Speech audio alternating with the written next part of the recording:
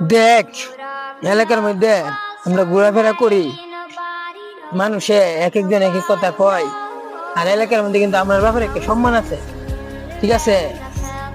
ল, বাপের দ্বারা যাই, গিয়া কই গা আমরা একটা প্রাইভেট কার কিনে দিত। হ্যাঁ, তুই তো ঠিকই কইছস, চল আব্বার কাছে যাই। লাগলে 2-4 বিঘা জায়গা জমি বিক্রি করে দিব। আচ্ছা চল।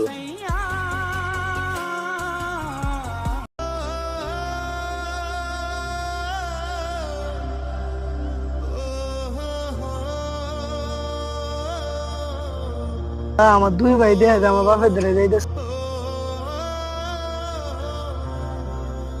আল্লাহ, কি জীবন দিলা আমার বাপে। আমার দুই ভাইরে ভালো পা, আমার এই গালি ভালো পায় না।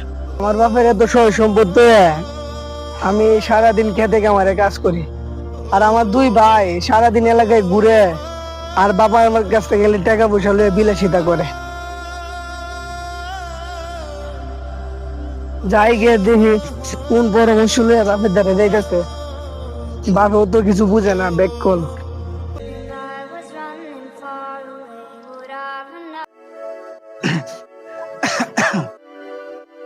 আসসালামু আলাইকুম ভাই। হ্যাঁ, কই আছেন আপনি? হয়তো ভাই একটু দেখা করার দরকার ছিল, তো আমি জায়গা জমির বিষয়ে একটু কথা কইলাম হইলে। তা আপনি কোন সময় ফ্রি আছেন? আচ্ছা ঠিক আছে, তাহলে এক কাজ করেন, সন্ধ্যার পরে আমার বাড়িতে এসে পড়েন। আচ্ছা ঠিক আছে।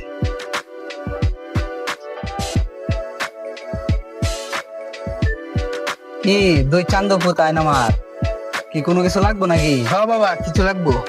কি লাগবো? বাবা, একটা প্রাইভেট কার লাগবো। প্রাইভেট কার লাগবো না? প্রাইভেট কার লাগবো, তাহলে প্রাইভেট কার কয় টাকা লাগবো?